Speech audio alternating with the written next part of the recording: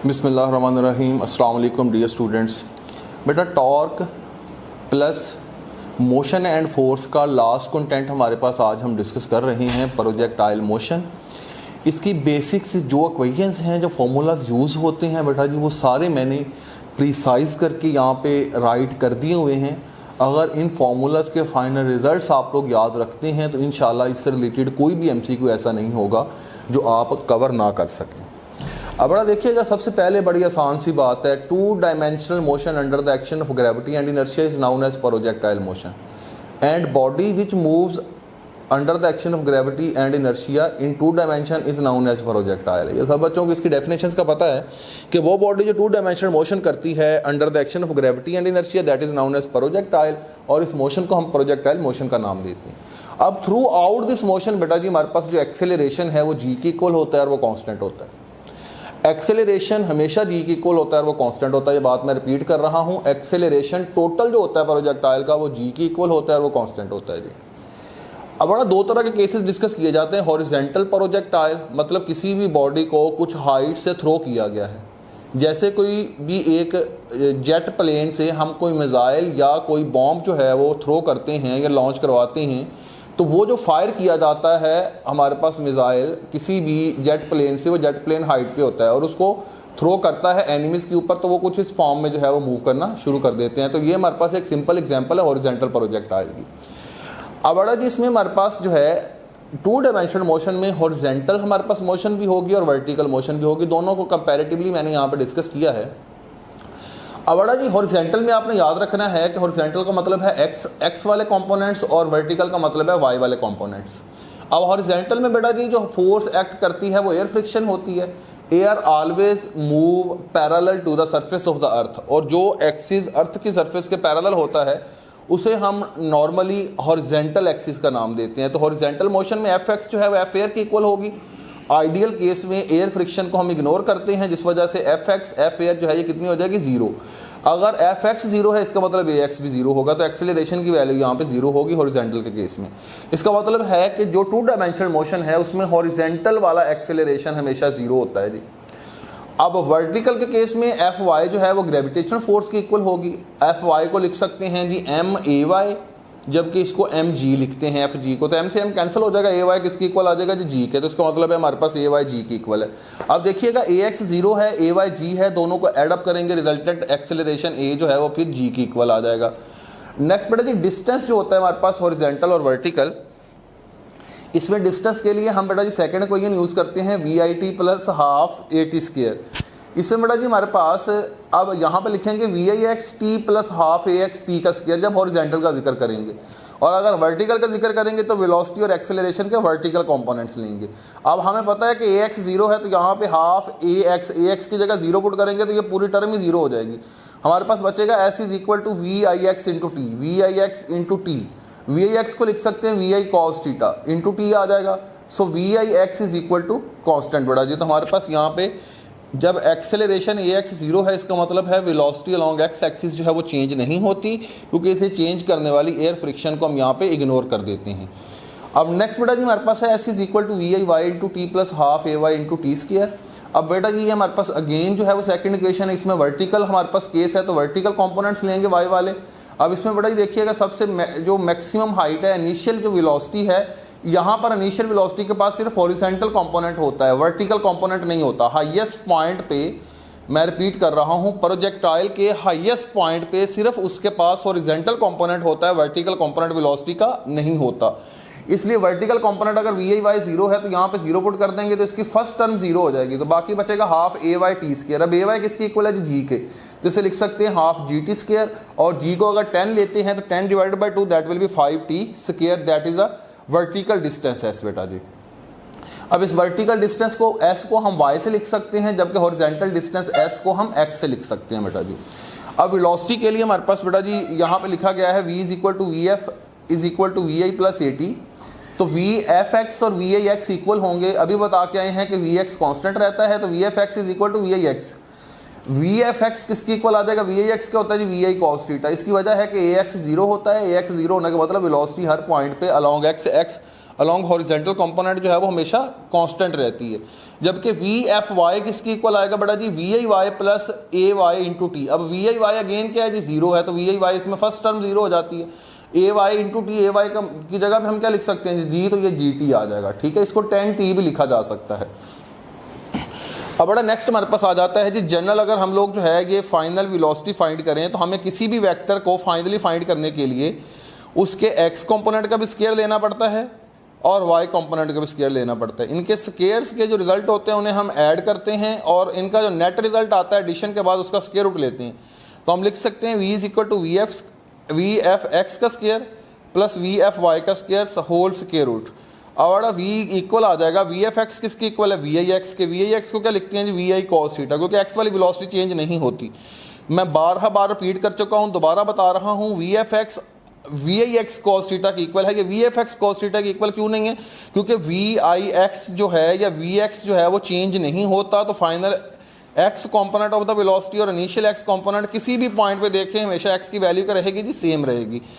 तो वी आई cos theta का square plus g T का कंप्लीट स्केयर। इसको बड़ा जी हम लोग अगर डायरेक्शन एंगल फाइंड करना है theta, theta can be write it as tan inverse g t divided by v I cos theta बेटा जी। अब नेक्स्ट बेटा जी हमारे पास आ जाएगा ऑब्लीक प्रोजेक्टाइल। ऑब्लीक प्रोजेक्टाइल में बेटा जी हमारे पास बॉडी को सम एंगल पे फेंका जाता है और वो मुकम्मल पाथ कंप्लीट करती है प्रोजेक्टाइल का। इसमें बेटा जी अगेन एयर फ्रिक्शन को हम इग्नोर करते हैं तो वी एफ एक्स और वी आई एक्स इक्वल हो जाते हैं, जो कि वी आई कॉस थीटा है।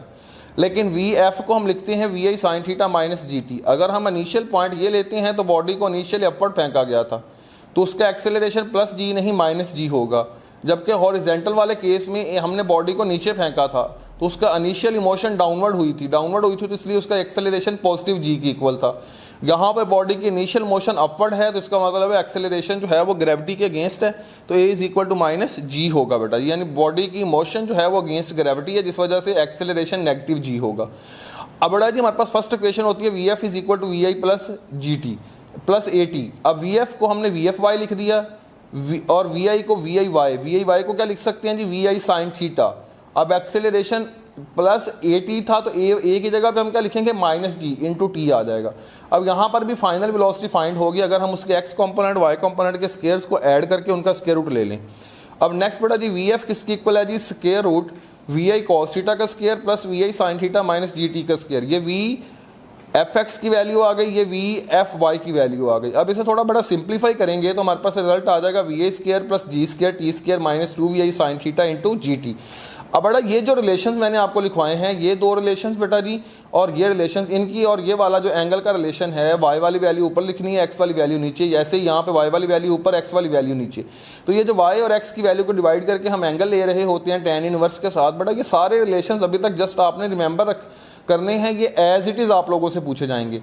अगर एमसीक्यू आपसे पूछते हैं वेलोसिटी के फाइनल वेलोसिटी की वैल्यू बताएं तो वो हॉरिजॉन्टल के केस में पूछेंगे ज़्यादातर, जिसमें वी आई कॉस थीटा का स्केयर और जी टी का स्केयर। इसमें एंगल भी बता देंगे, वी आई भी बता देंगे और जी टी भी बता देंगे बेटा जी आपको। अब नेक्स्ट देखिएगा, फॉर्मूला में हमारे पास जो है सबसे पहले फॉर्मूला आता है बेटा जी हाइट का, जो कि वी आई square sine square theta over 2g है। हाइट मैक्सिमम किसकी इक्वल आ जाएगी, वी आई स्केयर ओवर 2g। थीटा जब तब कितना होगा जी 90 डिग्री। इसका मतलब अगर हम 90 डिग्री में बॉडी को बिल्कुल अपवर्ड फेंकेंगे वर्टिकली तब बॉडी सबसे ज़्यादा हाइट कवर करेगी। अगर उतनी ही वेलोसिटी से हम किसी बॉडी को 30, 40, 60, 70 डिग्री में फेंकेंगे तो उसकी हाइट उतनी ज़्यादा नहीं होगी। तो इसका मतलब है हाइट मैक्सिमम जो है, यहाँ पे साइन 90 पुट करते हैं, साइन 90 1 होता है, 1 का स्केयर लेंगे दैट विल आल्सो बी 1 को मल्टीप्लाई करेंगे तो वी आई स्केयर ओवर 2g आ जाएगा। अब ये रिजल्ट आ गया हाइट मैक्सिमम का वी आई स्केयर ओवर 2g। तो इस वाले रिलेशन को लिख सकते हैं height is equal to height maximum sine square theta. अब वी आई स्केयर ओवर 2g जो है ये किसकी इक्वल है, हाइट मैक्सिमम। तो इधर जो इक्वेशन में we I square over 2g है इसकी जगह पे हम हाइट मैक्सिमम लिख देंगे, साथ मल्टीप्लाई हो जाएगा साइन स्केयर थीटा। तो h is equal to h maximum sine square theta. अच्छा जी, टाइम किसकी इक्वल है 2vi sine theta over g। तो मैक्सिमम के लिए साइन लिखा हुआ है यहाँ पे, तो साइन किस एंगल पे वैल्यू मैक्सिमम देता है, जैसे यहाँ 90 पे दे रहा था यहाँ पे भी 90 पे देगा, साइन 91 होता है। तो theta is equal to 90 degree. तो 90 हमारे पास आ गया तो ये आ जाएगा 2vi ओवर g। हमारे पास अब 2vi over g time maximum की वैल्यू। इसका मतलब किसी बॉडी को वर्टिकली अपवर्ड फेंकेंगे तो वो ज़्यादा टाइम के लिए जो है वो हवा में रहेगी, इसका मतलब उसका टाइम ऑफ फ्लाइट ज़्यादा होगा, तो 2vi/g जो है ये टाइम मैक्सिमम है। तो ऊपर वाले रिलेशन में देखें लिखा हुआ है time is equal to time 2vi/g into sine theta, तो इसमें 2vi/g जो है वो टाइम मैक्सिमम है, तो इसको लिखेंगे time is equal to time maximum sine theta. तो ये हमारे पास बेटा जी टाइम का और इंस्टेंस टाइम की वैल्यू ये 0 से लेके मैक्सिमम तक भी हो सकती है, और ये टाइम मैक्सिमम की फिक्स वैल्यू है। अब नेक्स्ट बेटा जी हमारे पास आ जाएगा range is equal to vi² sine 2 θ/g। इसमें बेटा जी अगर हम लोग एंगल 45 पुट करेंगे तब वो 2 से मल्टीप्लाई होकर 90 होगा, और साइन 90 मैक्सिमम होता है, तो साइन 90 करने के लिए हमें 2 के साथ जो मल्टीप्लाई करना था वो 45 था। तो रेंज मैक्सिमम की वैल्यू vi² आएगी जब एंगल 45 डिग्री होगा, तो r को लिखेंगे r मैक्सिमम साइन 2 θ। अब बड़ा जी हमारे पास नेक्स्ट जो रिलेशंस हैं वो काइनेटिक एनर्जी के हैं। अगर किसी हम प्रोजेक्टाइल को फेंकें और वो अपनी टॉप पोजीशन पे पहुंच जाए तो उसका हमारे पास काइनेटिक एनर्जी एट टॉप। अब आपको वो एंगल भी देंगे और इनिशियल काइनेटिक एनर्जी भी देंगे जब हमने उसे थ्रो किया था इनिशियली। अब इस इनिशियली जब हम थ्रो करेंगे तो बिल्कुल अर्थ की सरफेस के करीब होगा, तब हम बोलेंगे उसके पास जो काइनेटिक एनर्जी है वो उसकी इनिशियल काइनेटिक एनर्जी है या उसकी मैक्सिमम काइनेटिक एनर्जी है। अब सबको पता है कि जब लोएस्ट हाइट होती है, कम से कम हाइट होती है, तब मैक्सिमम काइनेटिक एनर्जी होती है और मिनिमम पोटेंशियल एनर्जी होती है जी। अब इसी के मुताबिक जो इनिशियल काइनेटिक एनर्जी है इसे मैक्सिमम काइनेटिक एनर्जी भी लिखा जा सकता है। तो इसका रिलेशन बना kinetic energy at top is equal to kinetic energy initial cos² theta. ये cos² थीटा के साथ आएगी हमारे पास बेटा जी। जबकि हमारे पास अगर पोटेंशियल एनर्जी लिखा जाए, यहाँ पे बेटा जी थोड़ा सा इसे चेंज कर लीजिएगा। ऊपर जो रिलेशन है काइनेटिक एनर्जी एट टॉप है, that is kinetic energy initial cos² theta, जबकि यहाँ पर जो रिलेशन है ये k की जगह p लिखिएगा, यहाँ पर k की जगह पे p। पोटेंशियल एनर्जी सेकंड वाला फॉर्मूला पोटेंशियल एनर्जी का है जी। Potential energy at top is equal to kinetic energy initial r kinetic energy maximum, साथ आ जाएगा sin² थीटा। मतलब potential energy at top sin² theta के साथ लिखी जाएगी, kinetic energy at top cos² theta के साथ लिखी जाएगी। अब बड़ा फाइनली मैंने रेंज, हाइट और टाइम को एक सिंपल रिलेशन में यहाँ पे लिख दिया है, r tan theta is equal to 4h is equal to half gt²। अब अगर बेटा वो आपको टाइम दे देते हैं और कहते हैं हाइट बताएं, तो आप 4h is equal to half gt² लिख सकते हैं। अगर वो आपको रेंज दे देते हैं, एंगल दे देते हैं और कहते हैं हाइट बताएं, तो आप r tan theta is equal to 4h लिख सकते हैं। इसका मतलब रेंज दी है, हाइट फाइंड कर सकते हैं, हाइट दी है, टाइम फाइंड कर सकते हैं, टाइम दिया है तो हाइट और रेंज में से कोई भी चीज़ फाइंड की जा सकती है। इसका मतलब है इनमें से हमें कोई एक चीज़ गिवन है तो हम दूसरी चीज़ ईजिली फाइंड कर सकते हैं बेटा। ये तो ये सारे टॉपिक का एक बेसिक थीम है। इसमें बेटा जी कहते हैं रेंज और हाइट इक्वल होती है तो एंगल कितना होता है, या तो ऑप्शन में tan इनवर्स 4 होता है जी, ये हम लोग एफएससी में भी एमसीक्यूज पढ़ते आए हैं, या फिर 76 डिग्री होता है। और दूसरा ये कि कॉम्प्लीमेंट्री एंगल्स, जिन एंगल्स का सम 90 डिग्री होगा, θ1 प्लस θ2 90 डिग्री होगा, तो r1 will be equal to r2, तो रेंजेस इक्वल हो जाएंगी जी। अब एमसीक्यू में वो कहते हैं if theta is equal to 30 degree then potential energy at top divided by kinetic energy at top will be equal to. अगर प्रोजेक्टाइल को 30 डिग्री पे फेंका गया है तो पोटेंशियल एनर्जी और काइनेटिक एनर्जी की रेशियो बताएं। अब बेटा जी potential energy at top divided by kinetic energy of at top can be writed as kinetic energy initial sin² theta, kinetic energy initial cos² theta. अब काइनेटिक एनर्जी इनिशियल से kinetic energy initial cancel हो जाएगी, remaining बचेगा sin² theta नीचे cos² theta. अब sin² theta मतलब sin² 30 degree, cos² 30 degree. अब sin 30 क्या होता है 1/2। अब इसका स्केयर भी है, चूंकि sin स्केयर है इसलिए 1/2 का स्केयर लेंगे। सिमिलरली cos 30 जो है वो स्केयर रूट 3/2 होता है, इसका भी हम स्केयर लेंगे। ये आएगा 1/4 डिवाइडेड बाय 3/4, 4 से 4 कैंसिल हो जाएगा, तो 1/3 यानी 1/3 हमारा राइट आंसर होगा बेटा जी। That's all, fee Aman Allah.